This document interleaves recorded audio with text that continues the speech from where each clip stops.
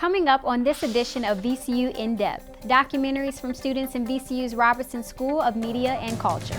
We'll see the story of three unlikely faces, a model, a beauty pageant queen, and an actor who are fighting stigmas and leaving expectations about their mental illnesses shattered.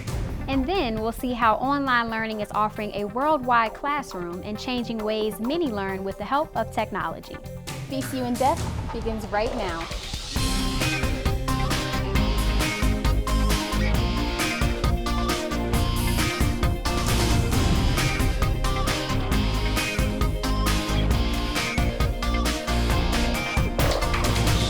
Hello and welcome to this edition of VCU In Depth. I'm Samantha Federico. And I'm Brittany Nicholson. Thanks for joining us as we feature documentaries from undergraduate students in VCU's Robertson School of Media and Culture. Mental illnesses come with a dangerous stigma of inaction. Widespread disorders like depression and anxiety have potentially disastrous consequences.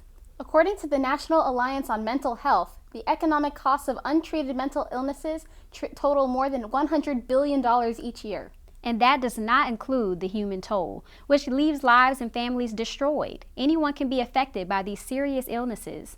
The individuals in this documentary are breaking stigmas and leaving expectations about their own mental illnesses shattered.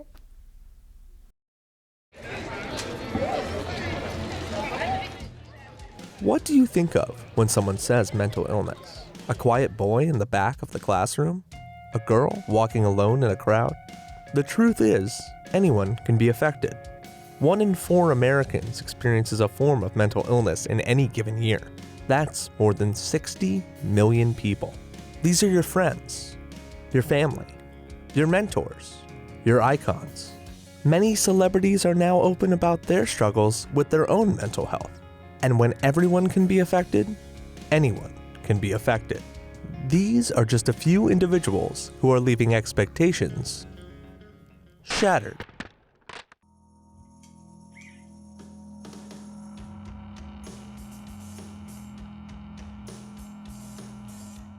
I sing, I dance, I act, and I model. Oh, with acting, I really could probably attribute that back to elementary school. And high school is, really where it took off. But I just released my first single that I like, as far as it being like a broad scale and like release. The types of modeling I used to do were print, mannequin modeling, runway modeling, and commercial. 10 years to begin with, and then recently I did a fashion show last year, and that was the last one. And I got started in the Miss USA organization when I was 15, and I was Miss Lynchburg Teen USA, Miss Southwest Virginia Teen USA, and then both those years I placed first runner-up at Miss Virginia Teen USA. The me that I advertise is the me that I like. Whenever I'm just not that person, you would have thought that I just like quit my job and just like walked out and threw my computer on the ground. Everybody's checking on me, like what's going on? It gets to where, I don't want to do anything. Like I'm always tired, like just, crazy thoughts, go through your head and just, it seems like everything just happens at once too. Like when one thing is bad, everything just starts to kind of snowball. This past October when I competed at Miss Virginia USA, they started this new, event, this new thing. It's a silent auction, and each contestant picks a charity of her choice, and they sprung it on us. They were like, well, we're gonna have everyone come up here and tell us about their platforms and why they chose them and why it's special to them. I think the moment my voice cracked and I could feel the fear coming of me talking about was when I said, after an attempted suicide last December, and everyone's faces just kind of almost went numb, everybody was in shock. Agoraphobia is the fear of being around a lot of people. It's a fear of dying. It used to be a time when I would not get in the elevator. I did not drive for over 7 years. And when I say I didn't drive, that's I wouldn't even get in the car and back it up because I would start hyperventilating. With cyclothymia, there is no stability in your mood. It's always up or down. You don't really stay in the middle. You're not ever really in a comfortable mood. And when you're in a high, everything is great and you kind of don't have a realistic perspective that things aren't always going to stay great. I'm at work waiting for my breaks so that I can do things associated with my music or applying for a movie. My idol in the whole acting career and just as a person in general is Will Smith. As of lately, I'll have to give all credit to my older brother and my only brother, Boston. And he sent me an email on Facebook saying that, Will Smith was casting for a movie coming out, and it's untitled, but it's a NFL about concussions and stuff like that. So I was like, that sounds great. Went to my phone and started looking it up. Was applying from that day, and that was my first major film, and it was with my idols. The sale of the season, Saturday only at Tallheimer's. Most of the commercials that I've done, they were mall commercials for the holiday seasons. I know I've done for commercials for Christmas season, for Easter, and back to school. With me, some of the photo shoots, depending on the photographer. Sometimes you will get a good photographer, sometimes you get a not so good photographer. I had one really good photographer who really got me into it, and it was a thing where I really got my confidence level up. But sometimes photographers will try to come on to you. Throughout your entire year, your everyday life, it's kind of like preparing you for your pageants and competing. Fitness and maintaining a healthy lifestyle is really, to me, I think the biggest preparation for not so much pageants that I've done before, but the ones I'm focusing on now. Walking, you have photo shoots, you have to really promote yourself. I've had my battles back and forth with hating pageants. I always go back to that feeling on stage when it's just it's breathtaking. It's you literally feel like you're on top of the world.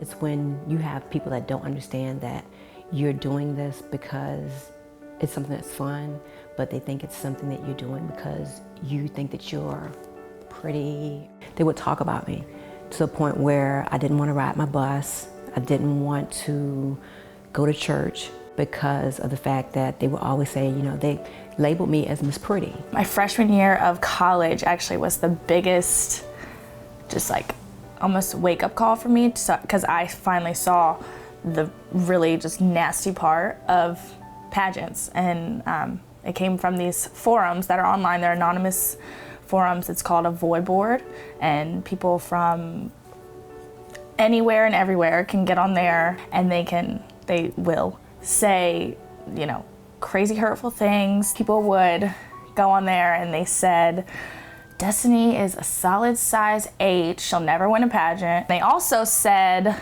that I needed a nose job and liposuction in my masculine arms. I kind of became addicted to looking on the void boards. The thing that keeps me going is my daughter.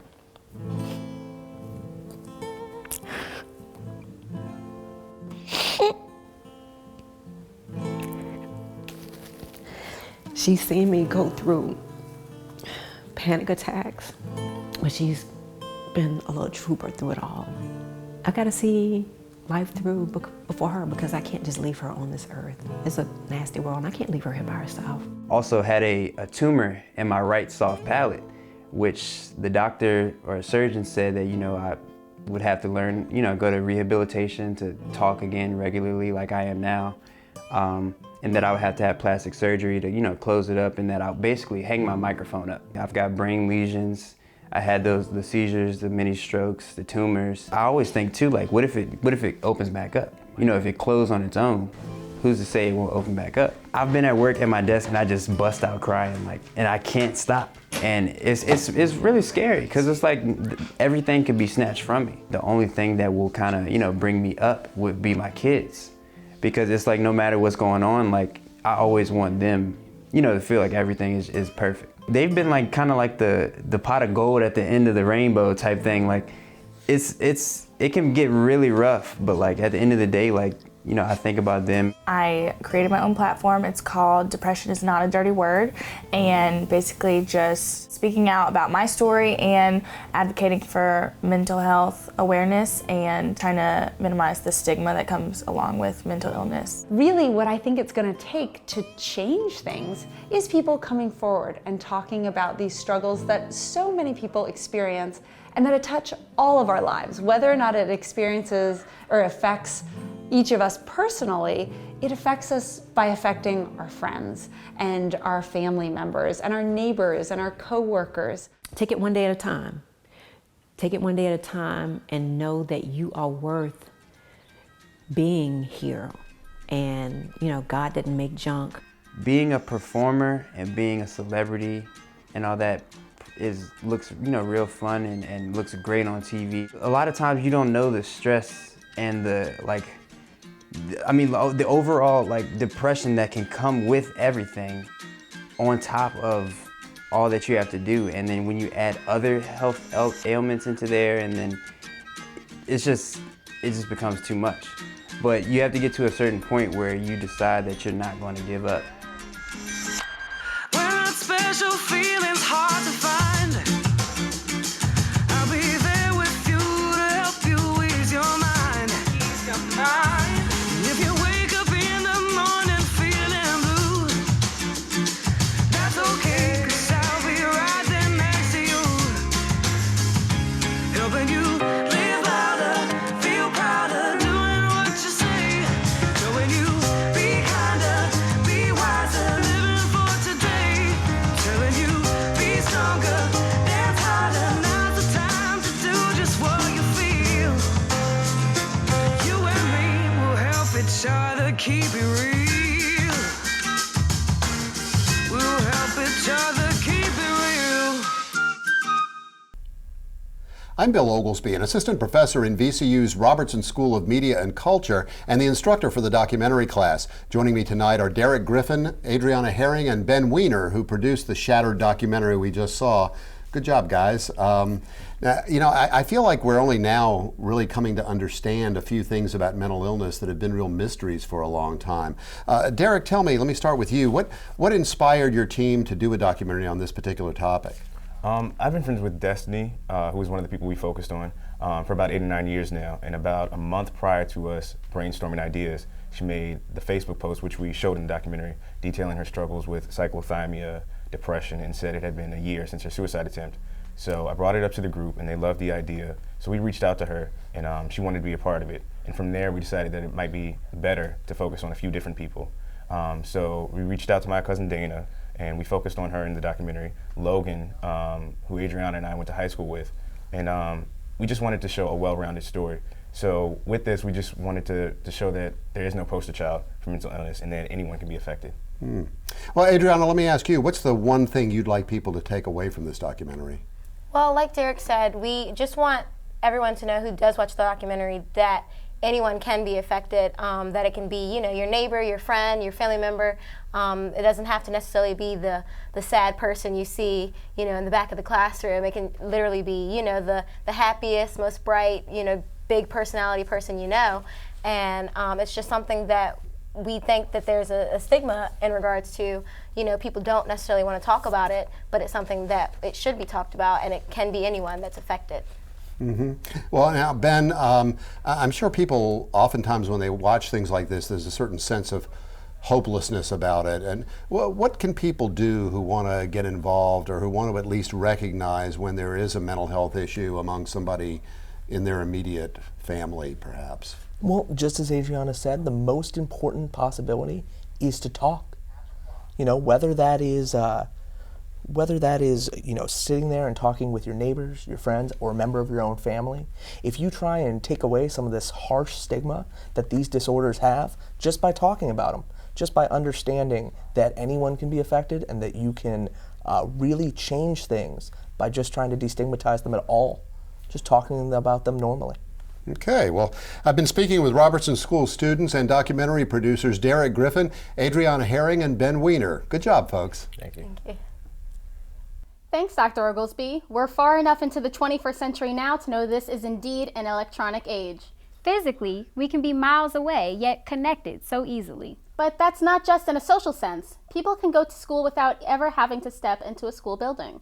As we see in our next documentary, the internet has truly become the worldwide classroom.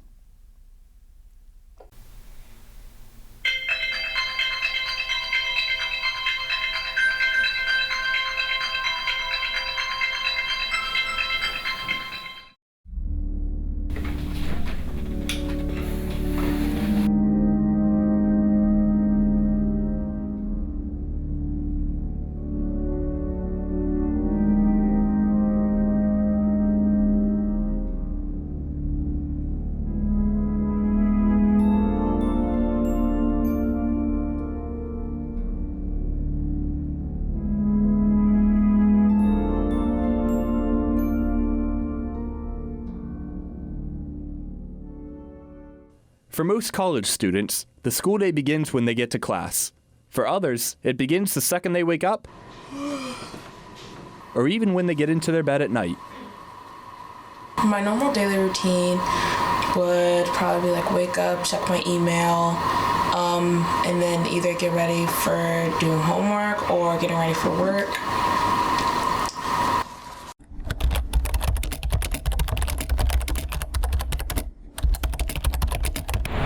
In fall of 2015, about 20.2 million students were expected to attend American colleges and universities alone, according to the Institute of Education Sciences.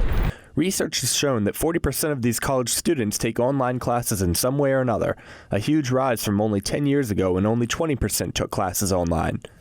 The flexibility that it affords. So we have a lot of students, for example, who have to work part-time, and so getting to a class 3 hours a week face-to-face is a little bit harder, and so I think that flexibility is important to students. Online class definitely helps with my schedule, my work schedule. When it comes to like my job, I'm totally available anytime because it's just I need money right now, and it's good to have an online class for that. For instructors that teach online classes, you need to be available to your students.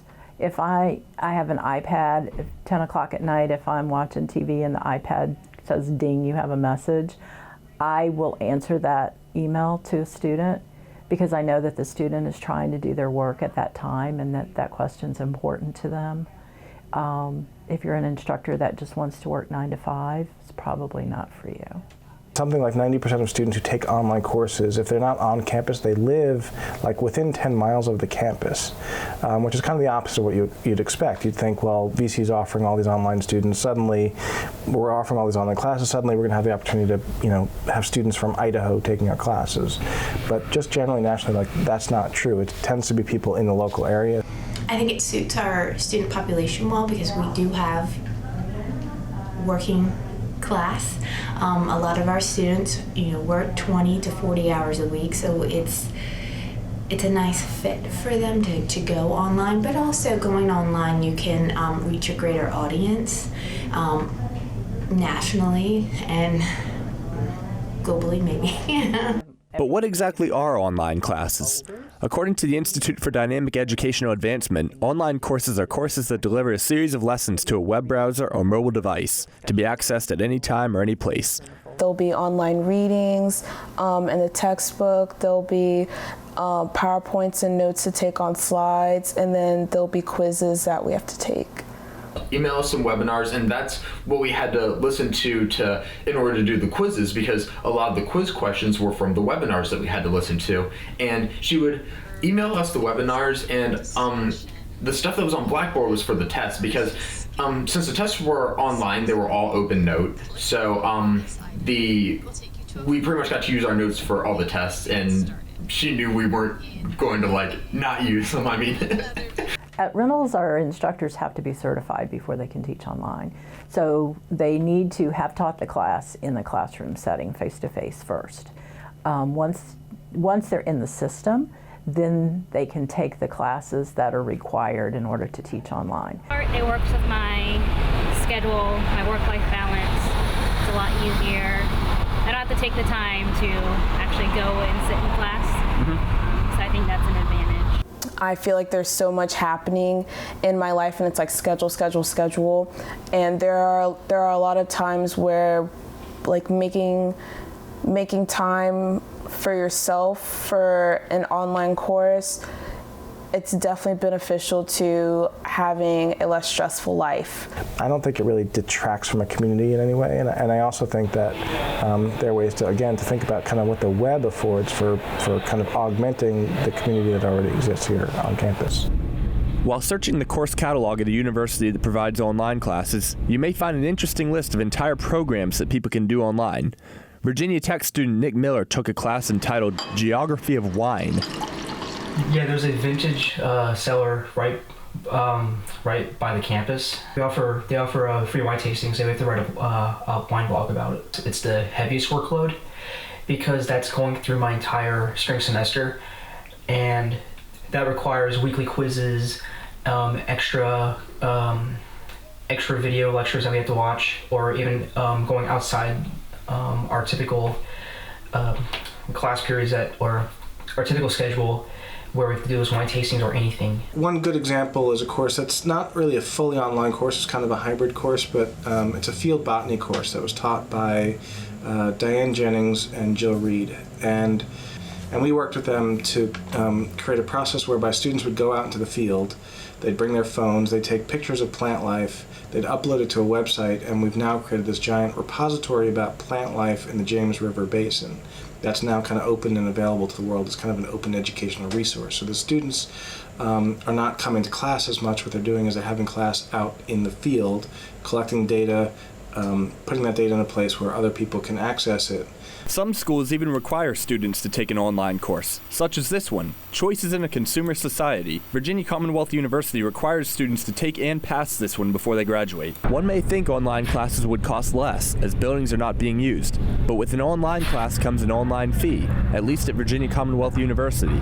The online fee per credit hour is $55, capping at 3 credit hours for an additional $165 added on to tuition. Like when the Board of Visitors approves a fee, they tell us, like, the online fee itself, just the actual online fee that's charged is supposed to go to operational expenses for maintaining the courses. And I was surprised to learn that, because when I first heard there's an extra fee for an online class, I would assume, oh, it'd be much cheaper for an online class, but it actually is more costly to the university. Online classes count just as much as normal in-person classes, but it can certainly be deceiving.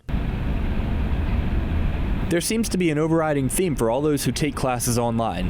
It's kind of like exercise. If you don't schedule it, you don't do it. So you're not in class for 2.5 hours a week. You need to schedule 2.5 hours at least to be in front of your computer working on your online class. A lot of people taking online classes, I'm not saying everyone, but a lot of people that take online classes tend to slack off because it's online. They feel they don't have to do the work. Oh, it's online. I'm not supposed to go to class or anything like that. But on the other hand, you don't want it to be a correspondence course where they just fill out, answers to a question and mail it back to you. That's not an online class either. That interaction is really important in an online class. Just because it was that online part made me feel like I was missing out on the face-to-face interaction, even with the test, because if you have questions for the tests, you're going to have to email her while you're taking the test, and the tests were timed too. And then if she doesn't email you back in time, you're not going to know what you need to know. Some students may worry that by doing school online, that they may not get to live like a college student. Others enjoy the extra sense of freedom that an online education gives, such as not having to go to class on a day like this. Online classes are a blessing in some cases where students are trying to balance work and internships and extracurricular activities that allow students to get an additional 3-credit class in their fall, spring, or summer schedule. Online classes are definitely a blessing when students want to take VCU classes over the summer but yet go home. It gives a really nice balance. Some of the cons to online classes are that I've heard from students is that it's impersonal. They just don't learn as well. The material doesn't stick. They want that interaction. They want to be able to meet their professor, ask questions immediately, or meet some friends. But for the most part, in advising, students generally really like online classes.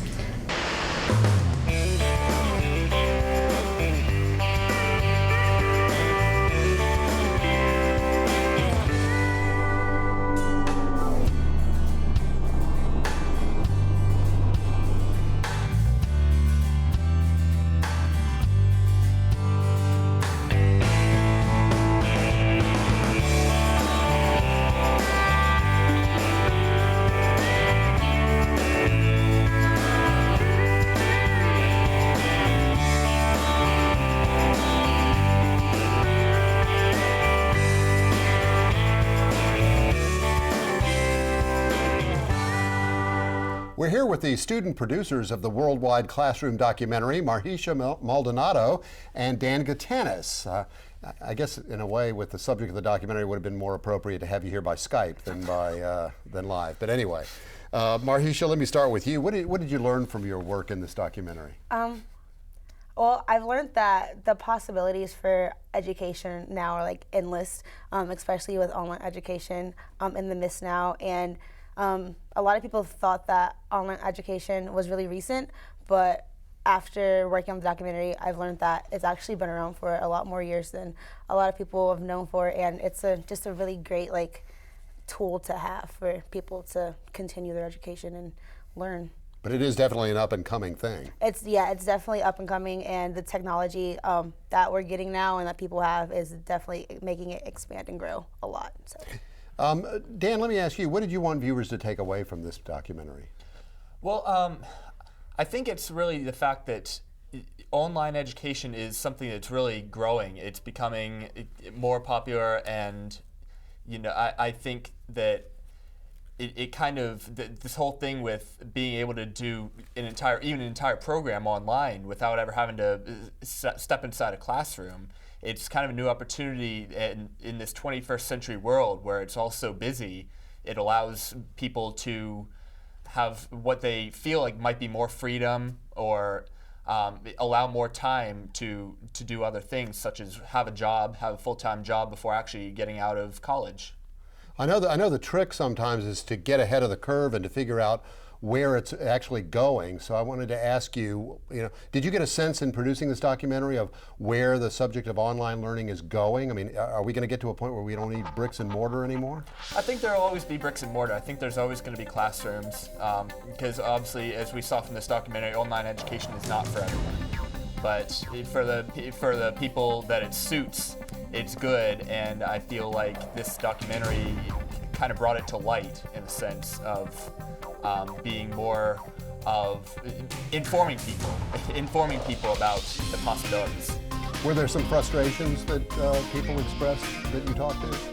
Yes, I think ironically enough, it was time management. It was some frustrations that people expressed. They said, oh, well, they say we have more free time because we don't have to go to a class, but we then have to rush because we forget about our assignments. Okay, good job. Well, Marhisha Maldonado and Dan Gatanis, we appreciate your work on the Worldwide Classroom Doc, and good job. Thanks again, Dr. Oglesby, and all of the documentary students. That does it for this edition of VCU In Depth, and thank you for joining us. I'm Brittany Nicholson. And I'm Samantha Federico. For all of us at VCU In Depth, good night.